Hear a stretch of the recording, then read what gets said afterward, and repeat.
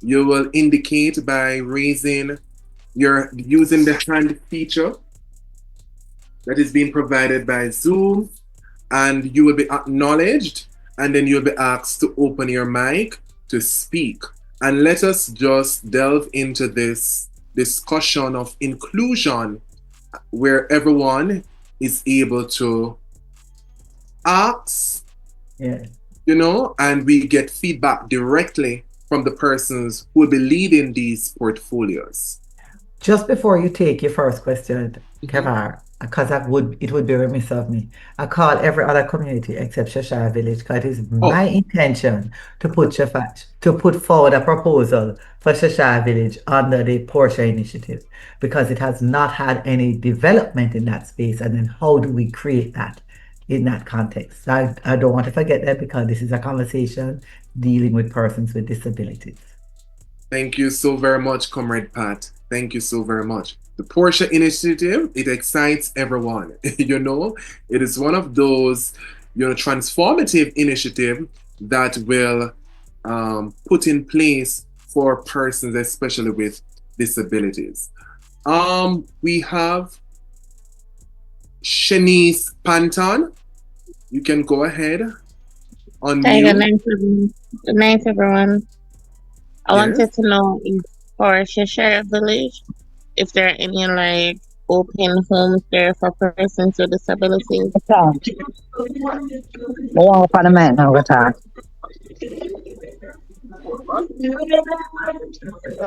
So we'll take one person at a time. We won't have everybody open at once. Right. I was asking if for Cheshire Village, if there are any open homes there for persons with disabilities who it might be available to after the next um administration come into play after the next election, if that's an available living area for persons with disabilities. All right, thank you. Are Yes. you have the answer? Yes, Comrade Pat, you can go ahead. Yeah, man. As far as I know, Shanice, there are no open homes there right now. We had I called our Build Your Dream session with the residents of Cheshire Village. And one of the objectives that we have is to work on the vision that was originally set up for Cheshire Village, where persons would be able to improve their lives so that they can move out and there can be more revolving members. All right. Mhm. Um, Revolving persons going out to live because they can now own their own home, and then other persons coming in as part of their transition to independence. Not sure how long that will take because we are sitting down to create that plan. We were in conversation with Estella, all of them that live there, and we were going to create that. There's a problem there in Cheshire Village. I know that we have to work on, especially because the roofs for all of those houses are particularly damaged badly. So we have to look at how it is that we are going to get that funding to get that fixed as well. So we know that there are some things to fix, but not right now. But the because of the approach that the government, our next PNP government will take to housing, I believe, Shani, that when we look at what housing is becoming available and how it is becoming available under the rent to own program, with the grants, there will be uh, the possibility of owning a home in a NHD scheme. So Yeah. fantastic. Thank you so very much, Yes, Comrade and Pat. as Thank Maureen you. has several comments in the Yes. um Comrade Weber is saying, and I think Comrade Floyd can give a response on this. She says, speak about support for households where there is a person with disability, where there is person disability grants to renovate homes to increase accessibility. There yes. must be a need for additional group homes for persons with disabilities who cannot live independently. I don't know if Floyd is answering or Denise is I do not Lieutenant. know if Comrade Weber specifically want Comrade Floyd. But in my presentation and to the task force, we recommend that we look at the entire family because there must be a family support for persons with disabilities because they don't live alone. So we recommend that we make sure that we do the necessary repairs or addition to ensure that they can have access and also for the family to be able to live comfortable taking care of those with disabilities. Fantastic. Mm. And in addition to that, Denise, so it falls in line when we look at social transformation. Our approach to social transformation is a family centered social worker, where the Yes, social worker does not treat with one individual in the family, but treats always with the whole family. And so this is in keeping with the idea that when you look at a person with disability, you can't look at that person, you have to look at the whole family because everybody's always impacted. Right. And usually, when you lift one person in a family and you create that space, you can get the whole family lifting together.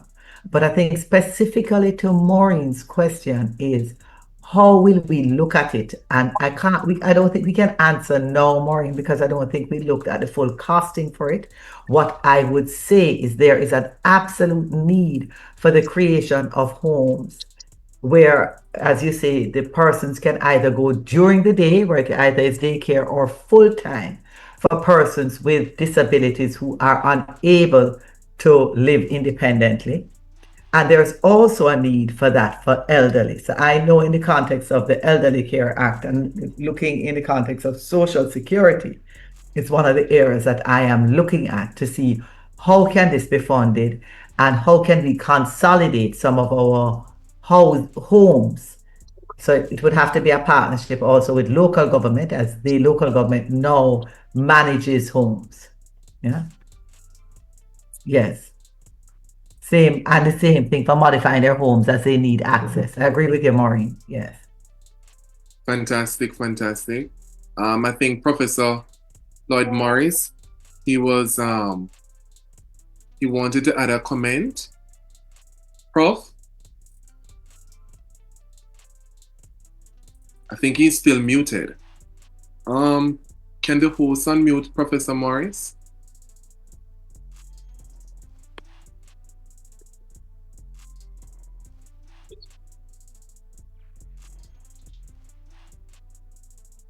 Hello.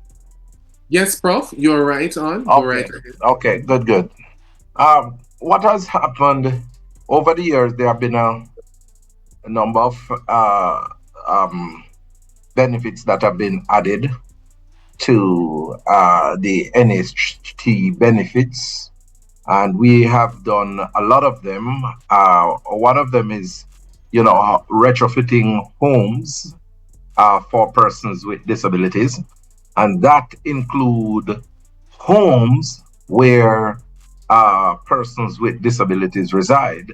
They might not be the substantial mortgagee, but considerations are given if there is a member of the household that has a disability. And so, there are those provisions. And I can tell you that once we assume governance of the country, whatsoever policies that are reasonable and affordable, we are going to make sure that we work with the community of persons with disabilities to implement. So, for example, I note a specific comment from Comrade Maureen Weber about building uh,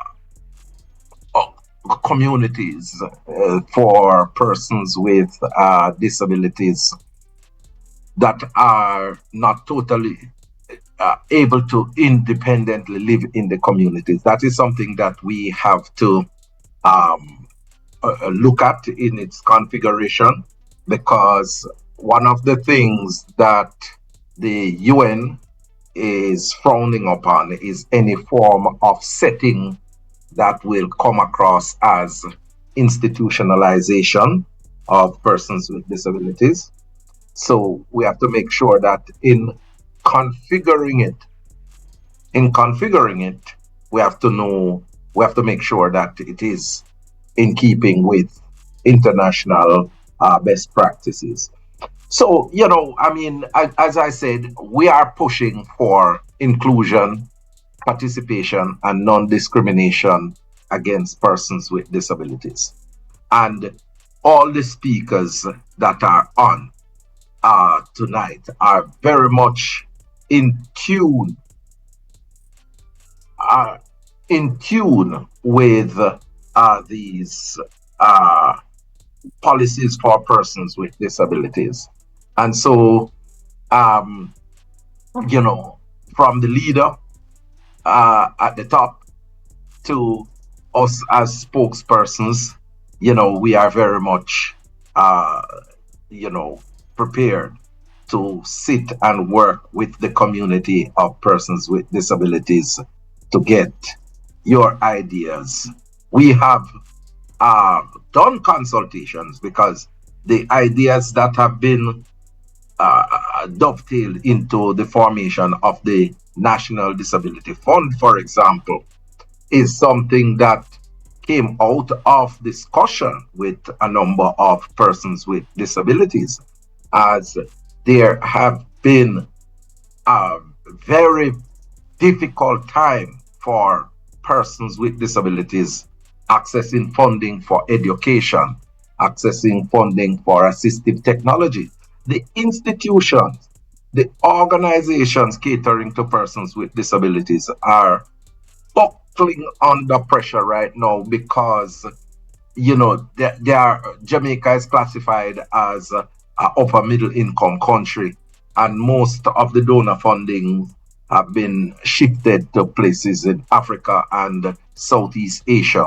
And so these NGOs that are catering to persons with disabilities are struggling, and we are going to be looking at those initiatives as well. And as I said earlier, housing, there's no way that I could be leading the portfolio on housing and we are not going to put in place measures to make sure that persons with disabilities benefit. So, I just wanted to share that with the members of the audience. Thank you so very much, Prof.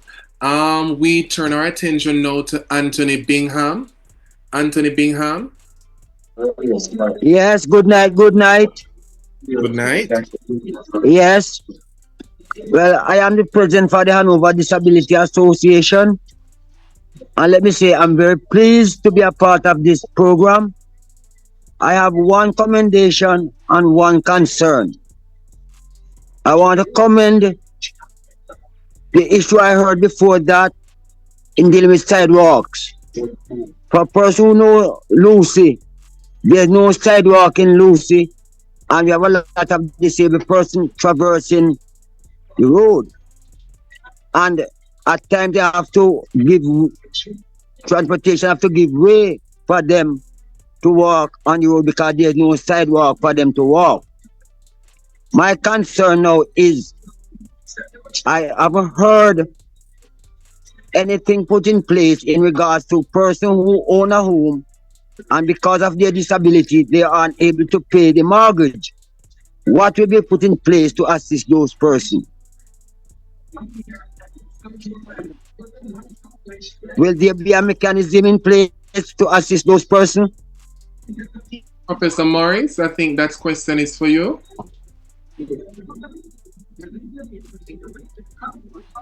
Um,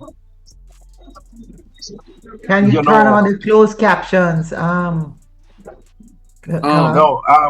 yes, Kevar, was the closed caption turned on? No, it wasn't. I'm not sure. I had asked the Zoom operator to do so. Pardon me? I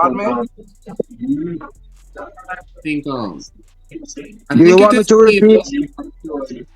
Do you want me to repeat? No, No, sorry, man, sorry, just hold Mr. one Bingham. No, second, we heard you, Mr. Mr. Bingham. Bingham. Sorry, interrupted 1 second to ask them to turn on closed caption. They're going to answer, Professor Marks is going to answer you. Yes, yes. All right. Mr. Bingham, that is a very Yes. important observation, and we know the challenges that persons with disabilities have in terms of employment, and it is something that we definitely gonna put some mechanisms in place.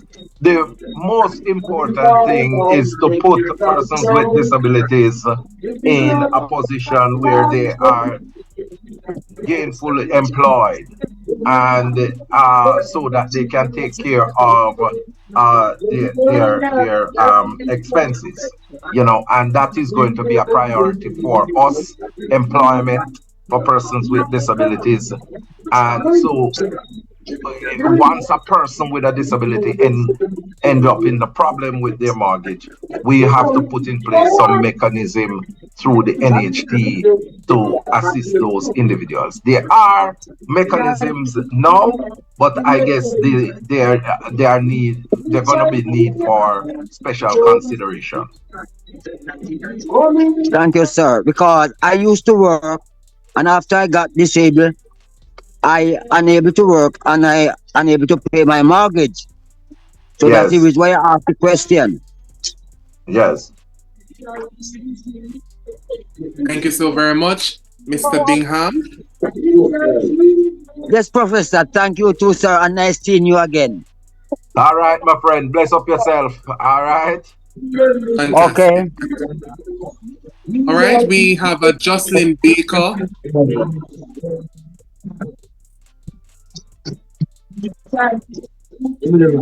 Oh, Jocelyn yes. Baker. Yeah, it passed. All right, Mr. Bingham, can you please mute? Sorry. Jocelyn Baker.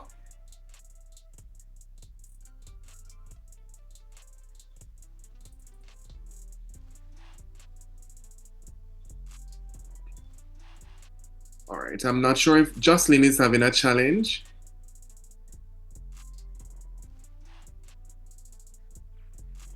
All right. Oh, she's back on.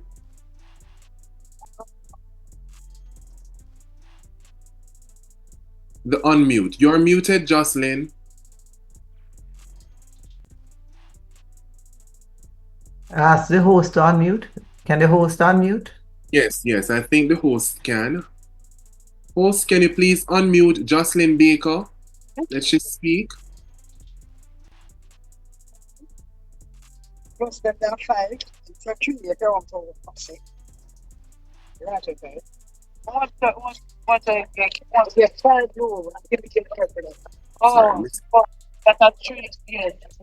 Sorry, sorry, Karen, mic is open. Can we please mute Karen?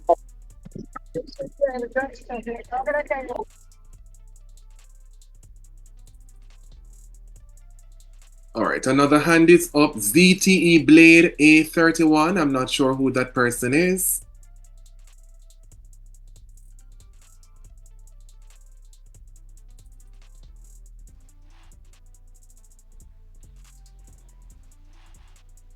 All right, can we move along to Damien iPhone? All right, good evening. Yes, go right ahead. I think it's a beautiful coming together, and we sincerely hope that we not just talk the talk, but we walk the walk when it comes down to action. The party has a Hello, history. Jocelyn Baker here. Sorry. The party has a history for that, and we Hello? sincerely hope that. Sorry, Damien? Yes, you hearing me? Can you speak for a minute? Let me take Jocelyn because she was before and All right, she no had worries. challenges. No worries. All right. Jocelyn? Yeah, good day. Go right ahead, my dear. Mama Mister. Anyway, my concern is with the working world, right? I think we should incorporate more, and under the Porsche initiative, I think we should do more with the disabled sports, because I wanted to be a member of the wheelchair javelin. Mr. Sinclair didn't wanted to train me. That's in 2019. I am now a member of the Disability Blind Cricket Association and the Special Olympics, right? And I think we are being some of us can't be incorporated in the working world. I think we can be incorporated by sports, playing more disabled sports, whether by rugby, Special Olympic, blind cricket. And I think even for some of us who can make good skills like craft and all of that, we think we can be incorporated that way.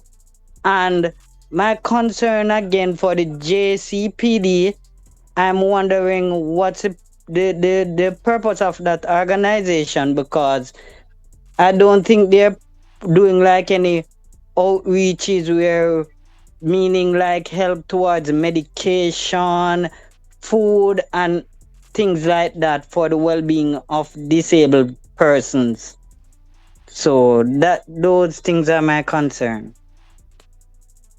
Thank you, Jocelyn. Yeah. Keva? Yes, Senator. Yeah, I just want to say to Jocelyn, I mean, there are some priority issues that, gonna be uh, big on the PNP agenda for uh, the country as a whole, and employment is one of them, and considerations for persons with disabilities going to be right up there. And I don't know if Denise would want to elaborate on some of the considerations from the National Disability Fund, because one of the areas to receive treatment is grant funding for persons with disabilities to venture into uh, small business, and that is taking place now. But we're talking about a bigger pool of funds that will be available, because right now I think it's about $15 million is earmarked for the Jamaica Council for Persons with Disabilities annually to engage in that sort of entrepreneurial activity. And that is woefully inadequate. And that is why persons with disabilities are experiencing frustration, because they have applied and have not been able to get any response because because of lack of funding. So, we Yeah. intend to make sure that there's an expansion of that, and that's why the leader has said what he will be doing. What we'll be doing is to, in creating the National Disability Fund, a percentage of the budget, the national budget, will Yeah. be allocated to the National Disability Fund, and that will be able to deal with a number of areas, including provisions for self-employment. Right? And then we will still be looking at making sure that persons with disabilities are employed in the formal sector. So I professor, will add to that as well. Oh, so okay. Oh, Sorry. professor, go Go ahead, ahead. Denny. Sorry. No, just quickly, just to say that we are encouraging entrepreneurship, and also we are looking at incentives for persons who will be able to employ persons with disabilities in their company, so Right. that either tax break. We are looking at a number of measures, and therefore we want them not just to become entrepreneurs, but we also want them to be able to go into the workspaces and to be yeah. able to make their contribution. We are also looking at work from home, and we are also looking at staggering work hours in order to give them full access and accommodations. But Right, but right. And my to add to question, that is the type of jobs, Jocelyn. I heard you Yeah. saying maybe these people can't do the regular jobs and therefore they want to be Yeah. What encouraged in about sports, them? etc. Yeah. But also the other types of jobs in the orange economy, what you call Yeah. orange economy in terms of technology, whether it be graphic artists, whether it be content creators on social media, whether it be in the context of value added, what you call it, business process outsourcing. There are other things that you can be trained to do. What the challenge has been is that we don't have enough of that formal training and enough access to go to training. Like the other day when I was at Shoshire Village, one young man was telling me of his experience to go to Hart. He got the opportunity to go to Hart to get the training to become a graphic artist, but to go there was no bus for him to take. And so he had to take like three buses. And to come out of his wheelchair, he would have to come out of his wheelchair, pull himself up the bus steps, and get somebody and try and pull up the wheelchair, get into the bus, come off the bus in the same way, and then go on to the next bus and the next bus to get to the training. So when we're going to look at it, we're going to have to look at not just making the training available, how we make it accessible. Fantastic, fantastic. All So, right. fellow, Yes. yes. So the question, the part that I was listening for is like for those who cannot work, what how would they get help in order to buy like medications and so forth? Especially that they are registered with the JCPD. Yeah, man. So if they're registered with JCPD, then they would get their help through that. But we would have to look at how, because not much is available right now. And some of them are on PATH and they get help through PATH too. Yeah? Because the Yes. some of the Jamaica, the disabilities come through PATH too, right? No, Okay. and through NHF. So we're going to have to look at what it is that we are providing for Based on the, the sickness. yes, the persons with disabilities. Because Overall, while PATH has been an excellent, and even our disabilities fund, the introduction of these things have been excellent because it's more than what was before. yeah, One of the things that we do know is that it is not necessarily filling the need that is all no. the need is so great. And that's Could it part of the reason be why we want to do of a more family Pat, approach so we can do a more shared resources where could possible. it be Some like a cases let we me know just that some people say you're not going to live with your family, and that family might be a family of one. But there are some yeah. cases where you do live with your family. And so when we look at how it is that we get the resources better deployed. yeah, Right. Let's and take to one right support your here. part, just Mm-hmm. to support you there, and to say too, it's Jocelyn and the other members of the community of persons with disabilities Yeah, that you know like they responsibility, disability, and disability pussy all. oh, hold on. Let me Just to stop. say, I'm not done. wow, Can we mute the we're mic, getting the Steve? yes, but the host have to mute those persons who are not given permission to speak at a particular time. Right, So, right. but just to say to the community that the JCPD now, uh, we are receiving a lot of complaints from the community, and we have noted them, and we are going to make sure that we revamp the JCPD to ensure that it is more efficient in the delivery of its services. And with the new proposal that we have with the National Disability Fund, more resources are going to be made available. And we want to make sure that those resources reach the people on the ground, and in that, you're going to see greater support for some of the health services that you spoke about. But also, you have to remember that you have the National Health Fund that is giving support to individuals who have certain medical conditions. and we also have support through the Ministry of Labor and Social Security as well. But it's just to make sure that these services are better coordinated and delivered to the persons who need them most. All right. Thank you so very much, Prof. And we will take one last question from Damien, as he was speaking before, but I had to take Jocelyn. Oh, one last question, him say. Yes, Damien. No, it has to be more. Yeah. Good No, evening man, again. Kevar, you have to give at least two more. Some All people right. want to Yes. ask We questions. can squeeze in two more questions. Yes. Good evening again. So I don't have questions. I'm just making two recommendations that I hope can be executed.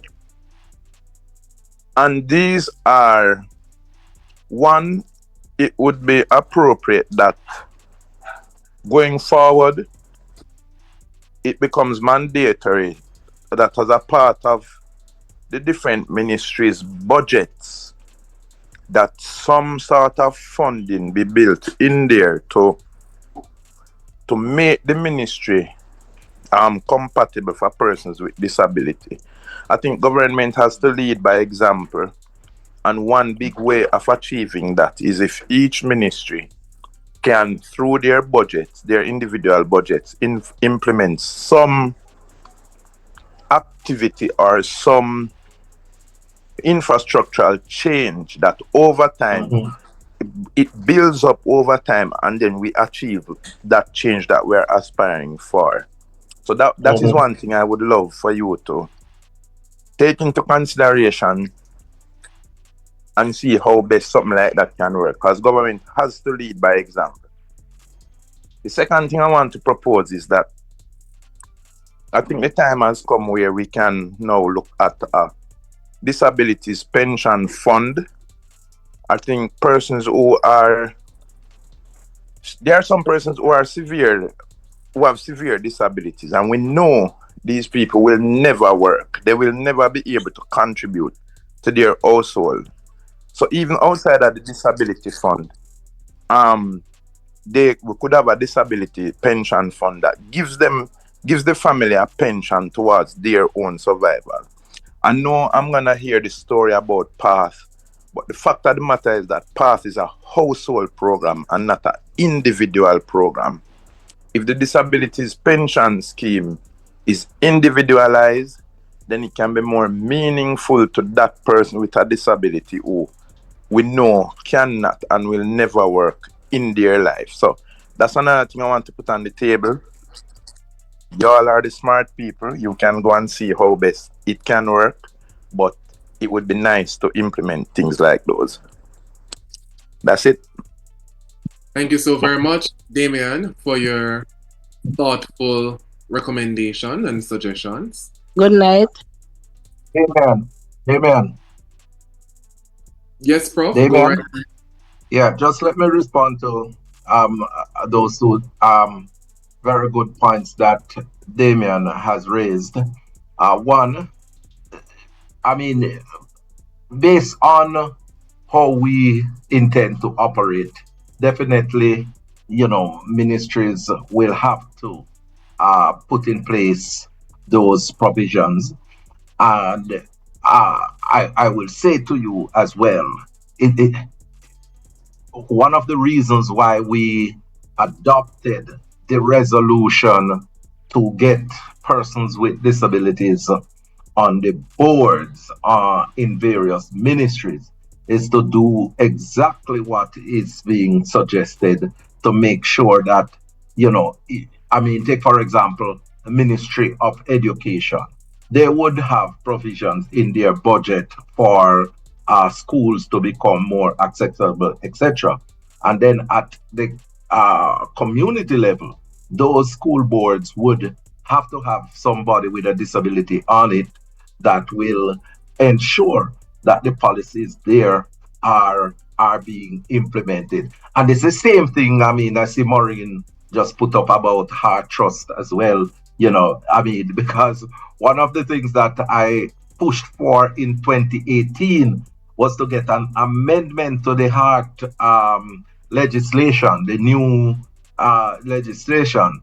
And the government, the current government, every one of them voted down the amendment that I had put forward that would ensure that Heart becomes an accessible institution for persons with disabilities, and that was opposed. It is there on the record books of the parliament. So, we definitely, that's a very good suggestion. And the other point is a very good suggestion.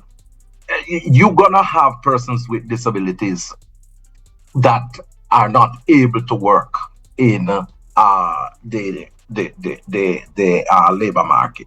And so provisions have to be made for those individuals. I mean, what are the suite of measures that you are going to be putting in place for those individuals, and to make sure that the necessary strictures are put in place so that there is no abuse? And so, issues like the social pension fund. I mean, I I see the social pension fund uh, established for individuals who senior citizens over age 70. But in the new formulation, I mean, we need to look at how we integrate persons with severe disabilities into that grand scheme so that they can have some form of support. And then you look at how it is that we are going to be expanding the pool to provide shadows and so forth for support for these individuals. So it's a number of things that we will have to do. But I tell you, with this Mark Golding led PNP, with people like individuals like Denise Daly at the table, Patricia Duncan Sutherland, myself, and Maureen Weber giving technical support, I know that you have voices that will listen and act where persons with disabilities are concerned. Great. Comrade Pat, you want to add? Yes, I wanted to add to that because one of the things that we're really going to have to do in Jamaica, especially as our population ages, and with 16% of our population persons with disabilities, we have to develop what we call the care economy. And we have not been very deliberate around developing the care economy. And in developing that, you have to also develop the legislation. Right now, we have the Nursing Homes Act. It's the only act, I think, that it really governs this space, as well as inside the local government, there is some amount of governance around that as well. But we really need to develop it so that we get more persons who are trained in this space and more persons who are offering the service. Some people will be able to pay for the service, and some people will be have to get that service free of cost based on where their socioeconomic situation is, right? But we really have to be a lot more deliberate around that. As Maureen asked the question, what happens to her son as he ages and as he gets older? And when she's not there, she will look after him. So we have to look at those things. And in that context as well, we must look at how it is that that economy is going to be developed not just for the home where they live full time, but also where they can go during the day so that the caregiver can earn during the day and take them home, because not everybody necessarily need them to live outside of the home. And there was one question I saw, a very terrible situation where a disabled person described an abuse in terms of contaminating water and and abusing the home that the person lives in. And I would say to you, I don't know, Floyd. I know in the Elderly Care Act, we're looking at the elderly, the advocate for the elderly in the similar way that we have the children's advocate to help to protect those vulnerable persons when they are in a situation of abuse and cannot afford to defend themselves. Do we have a similar thing in the Disabilities Act? Yes. I mean, there is the Disability Rights Yes. Tribunal, where Right. if persons with disabilities are discriminated and their rights violated, they can lodge a complaint to the Jamaica Council for Persons with Disabilities. And dependent on the intervention from the JCPD, the matter is referred to alternate dispute resolution or go straight to the Disability Rights Tribunal. And the Disability Rights Tribunal can make binding legal decisions as in a court of law. And so, uh, that is one of the cheapest way for a person with a disability who does not have resources to hire a lawyer to go into the regular justice system. And at the same time, the regular justice system is still open if a person with disability who has resources and want to go to that route, they can go. But the the Disability Rights Tribunal would be could hear a matter like this. Sorry, And I'd just like to to say mention, something, but Floyd, just quickly. Hello. Yes, Comrade Denise, go right Yes, ahead. just to state that the problem we have with the tribunal is that a lot of people don't understand how to access it, what to do. And that is why we said we are going to have a public education Mhm. about how to use the tribunal to be able to get justice before you even move further to the higher courts, because the tribunal have all the necessary things in it to deal with any kind of discrimination. All right. Yes. I would like to say something. My raise hand thing is not working on my computer. So when you're through, Not a All problem. right, Gloria. Oh, that's Gloria. All right. Mhm. yes, Let's it take is. ZTE Blade because that person have their hand up No problem. for quite a long time, and then after Gloria, and then we close out this section. I was wanted to ask a question too. My hand raise is not working, and you're limiting the questions. So I don't All know. right. You understand? We will take I you would as love to ask a question. Well, make some suggestions also. all right. So we just take those two, and then we close out this section. Begin with the phone, the person who registered with the ZTE Blade phone. No. Okay, the person is not going. All right. Can we go with the iPhone person? Yes. Mm-hmm. Night, everybody. Good Uh, night. my name is Charlotte, Mm-hmm. and I have some recommendations for the panel. Like, yeah, uh, women here, Miss Denise Daly and Miss Patricia, and of course the comrade leader. Mm-hmm. Um, One of the thing is that She's some talking. will not. Everybody hearing me? Yes, we are hearing you. Yes. So working in the labor market not going to be for some people, as age is a factor.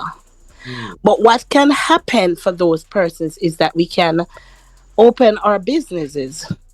And I am one of them who had applied to the KCC for to get a shop from last year September. And I've been getting the runaround. And I remember in January of this year, I got a call from the counselor. And his first question to me was, how are you going to manage? Because, of course, I am visually impaired. How are you going to manage shop? And I sat him down, not literally sit, but, and I explained to him. He said, okay, I will give you a call. Never got that call. It is frustrating. It is despicable. And we can't manage. On the road, I'm on the road. And on the road, there are a lot of persons out there just begging. Them are blind. And this is not a guessing thing. This is serious. This is real. So I'm glad tonight for this panel. And we're not just to talk the talk, we need to walk the walk. If it even live persons with live experience, we are the people. And some of us will not be able to climb the campaign truck.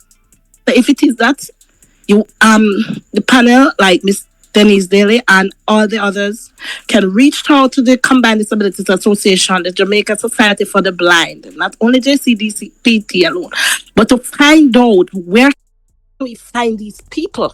A lot of women with disability and especially blind, they are suffering. Suffering.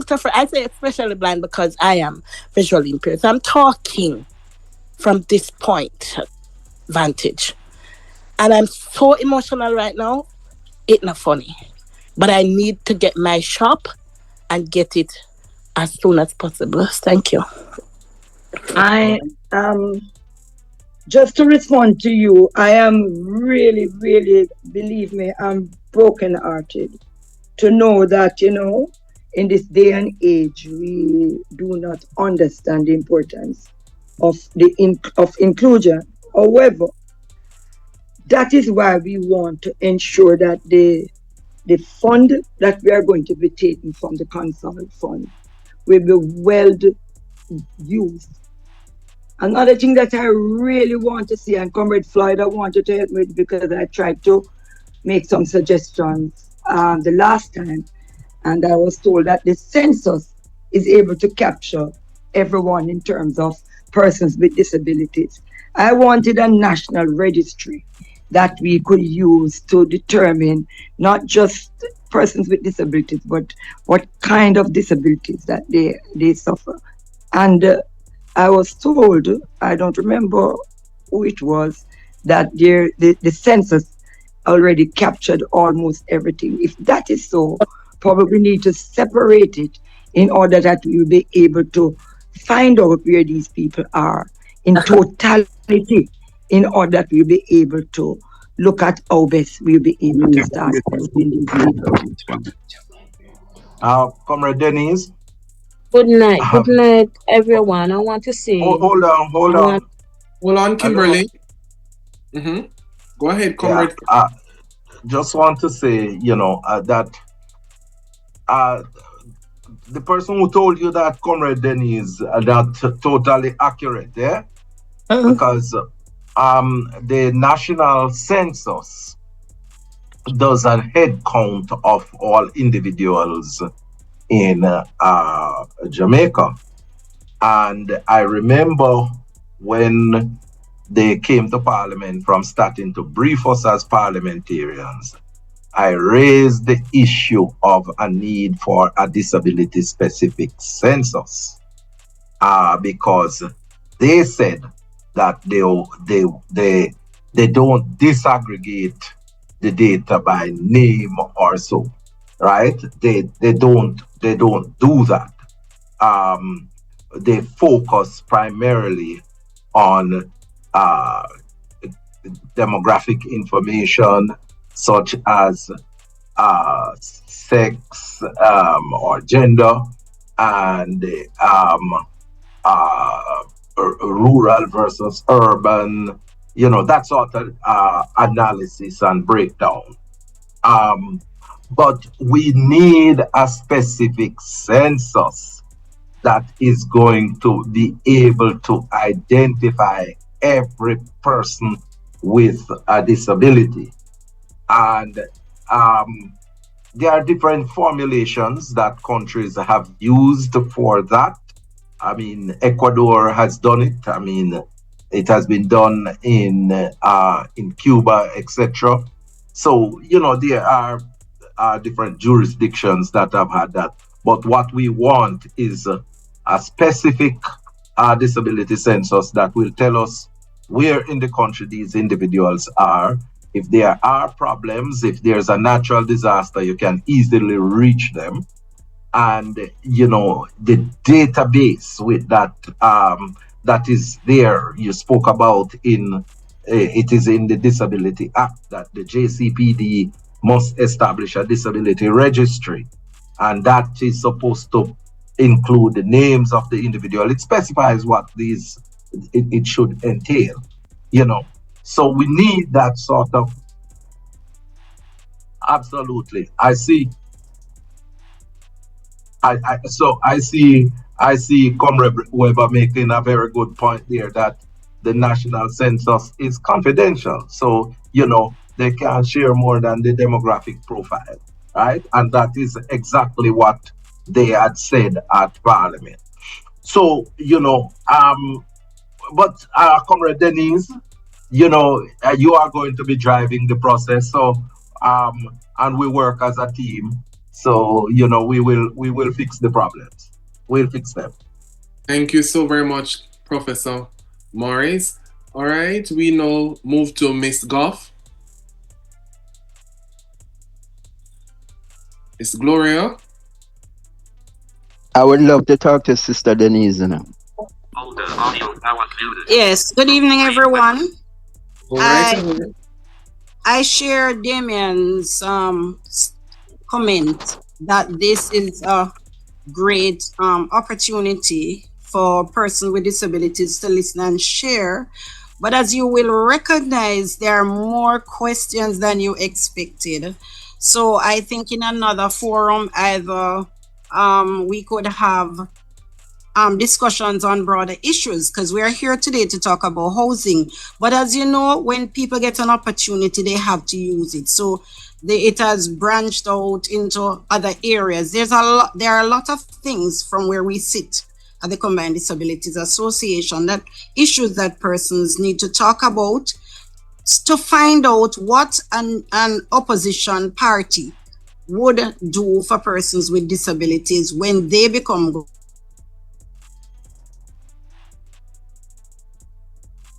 Sorry, Miss Goff, you're not being heard right.